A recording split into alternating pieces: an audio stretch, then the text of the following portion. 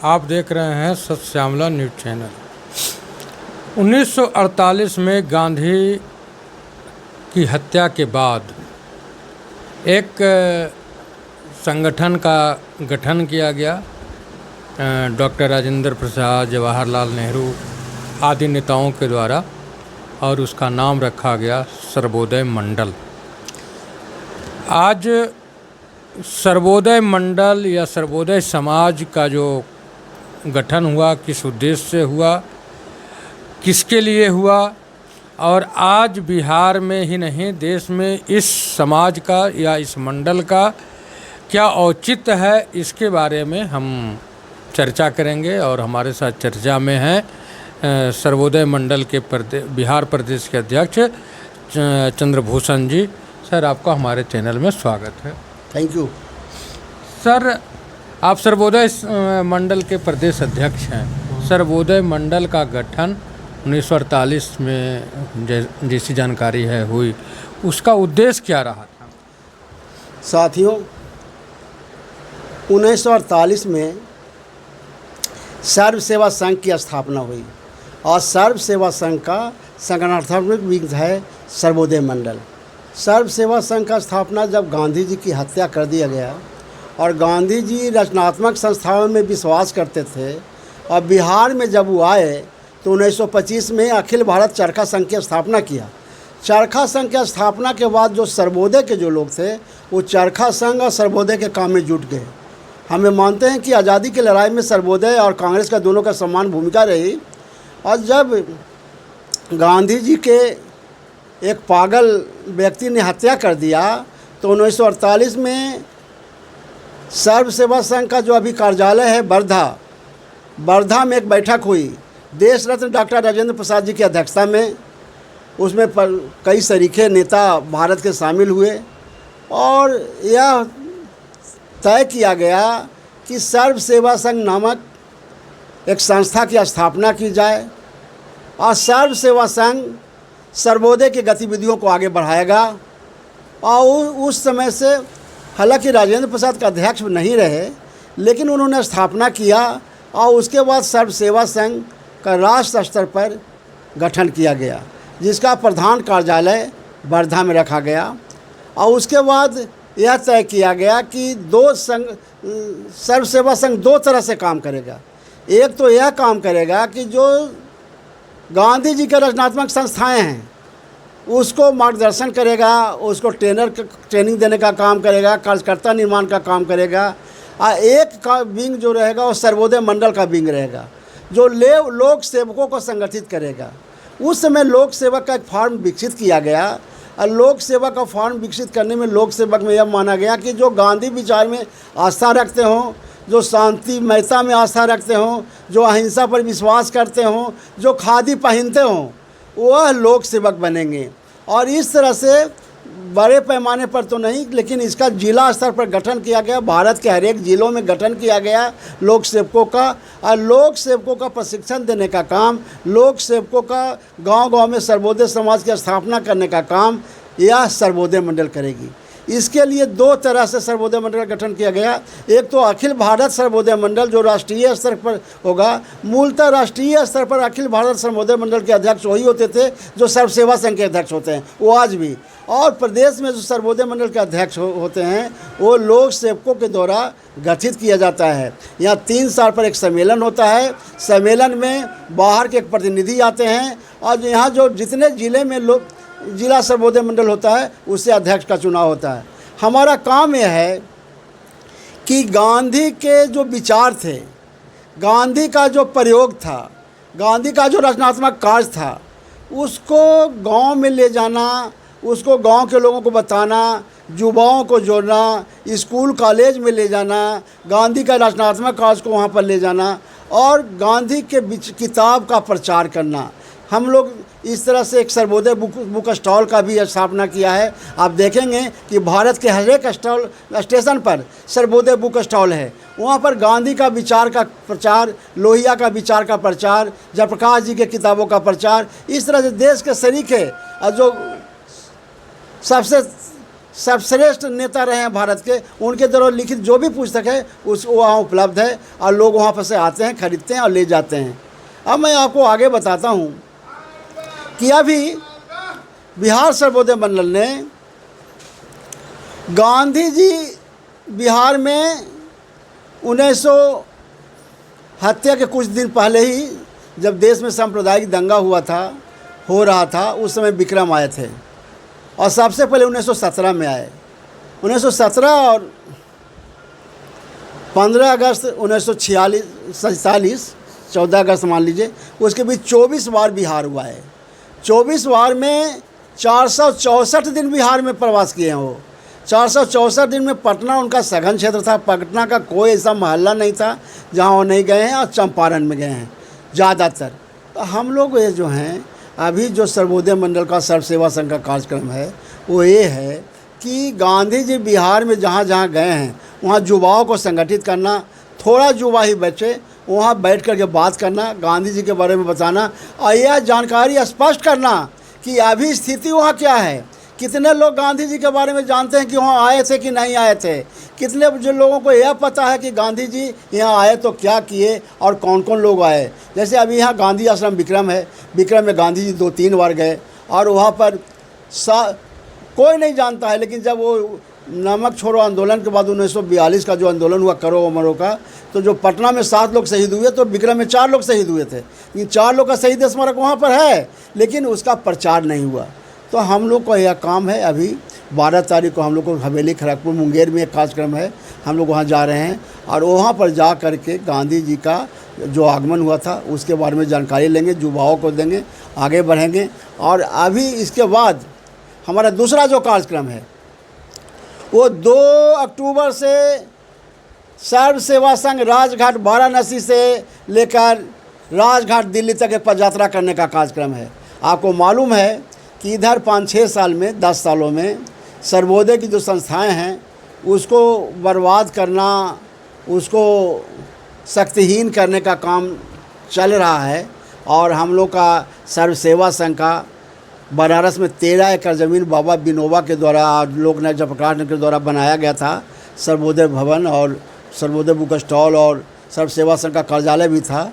उसको 13 एकड़ ज़मीन को रातों रात तोड़ दिया गया, वहाँ से कार्यकर्ताओं को भगा दिया गया और पूरा 13 एकड़ ज़मीन एक तरह से आज अवैध कब्जे में है।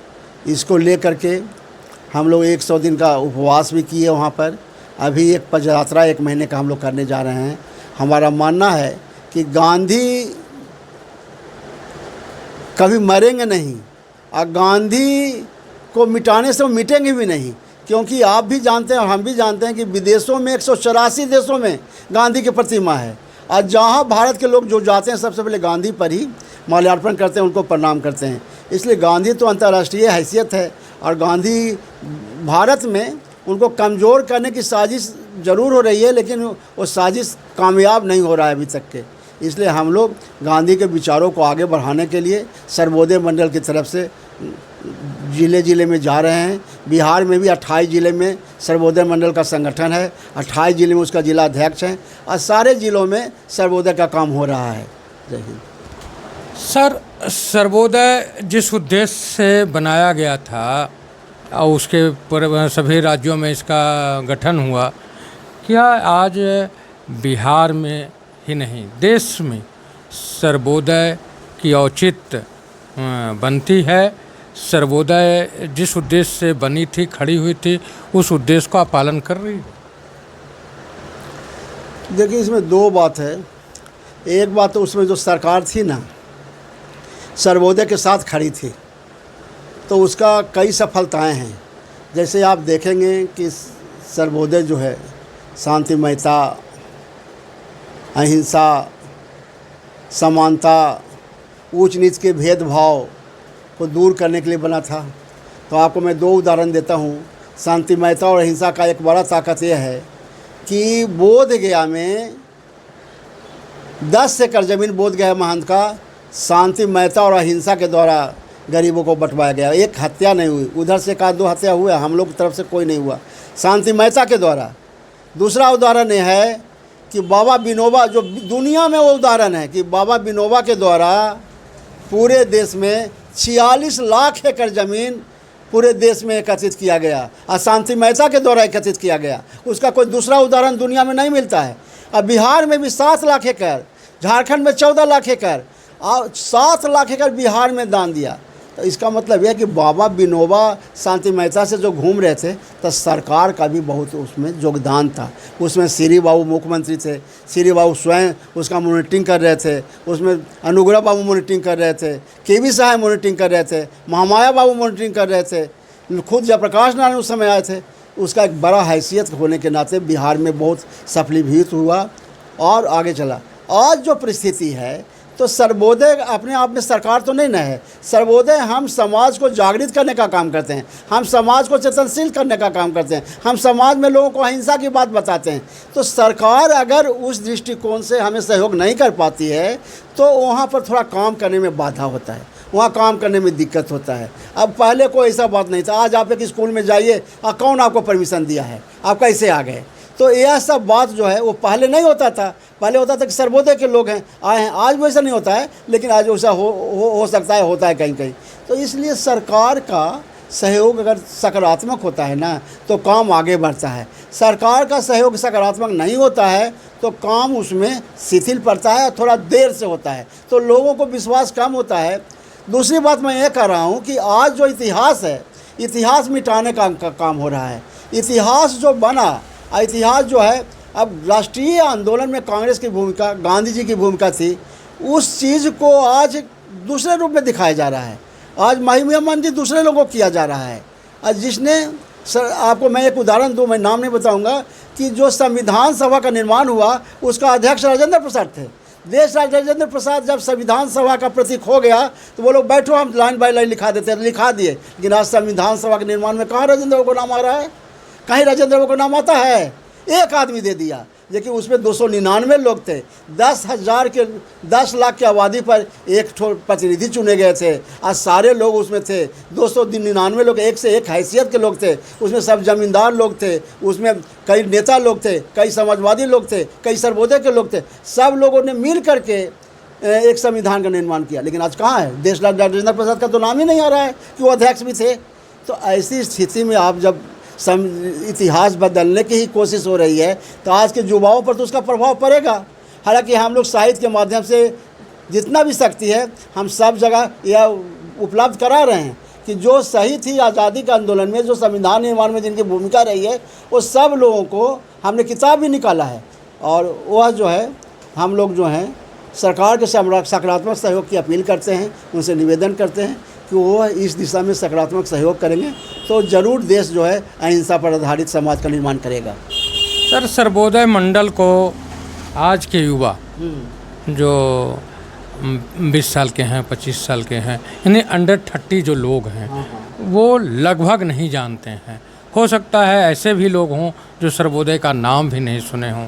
इस पर लोगों तक, युवाओं के बीच में सर्वोदय की एक पहचान बने, उसके लिए आप एक अध्यक्ष होने के नाते क्या कार्यक्रम चला रहे हैं?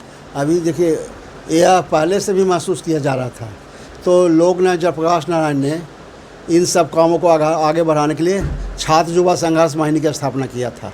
और छात्र युवा संघर्ष वाहिनी में 30 साल के अंदर के लोग ही होते थे और पूरे देश में उसका एक माहौल बना था। लेकिन धीरे धीरे संघर्ष वाहिनी के जो लोग हैं, संघर्ष वाहिनी का संगठन छीन होता गया, छात्र युवा लोक समिति का छीन होता गया। हमें मानते हैं कि फिर से स्कूल कॉलेजों में, समाज में 30 साल के युवा हैं, उनके बीच में जाने की आवश्यकता है और उनको सही बात बताने की आवश्यकता है। संघर्ष वाहिनी काम कर रही थी, लेकिन सरकार का सकारात्मक सहयोग जब नहीं मिलता है तो थोड़ा या जयप्रकाश नारायण जी के निधन के बाद वो कमज़ोर हो गया। उसको अभी यहाँ शेखो दौरा सर्वोदय आश्रम में 3 दिन की मीटिंग हुई है, 3, 4, 5 जून को, और उसमें यह तय किया है हम लोगों ने कि छात्र युवा संघर्ष वाहिनी को फिर से आगे बढ़ाएंगे और सब जिले में, सब कॉलेज में इसका विंग स्थापित करेंगे और स्कूल कॉलेज में भी इस ले जा करके छात्र युवा संघर्ष वाहिनी को मजबूत करेंगे। वह काम चल रहा है और हम लोग उसका निर्णय लिया है और होगा भी। अभी आप सर्वोदय मंडल के प्रदेश अध्यक्ष जी को सुन रहे थे।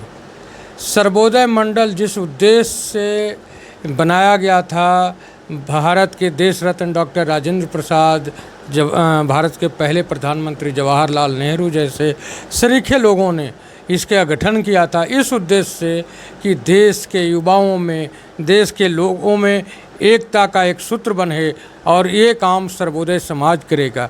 लेकिन आज सरकार की भी रवैया और युवाओं के जो भाग दौड़ या युवाओं को तेज़ भागने की या मोबाइल में घुसे रहने की जो आदत हो गई है, उसके वजह से आज सर्वोदय मंडल अपने उद्देश्य को खो रही है और सर्वोदय मंडल की जो वजूद है वह गुमनामी की ओर जा रही है।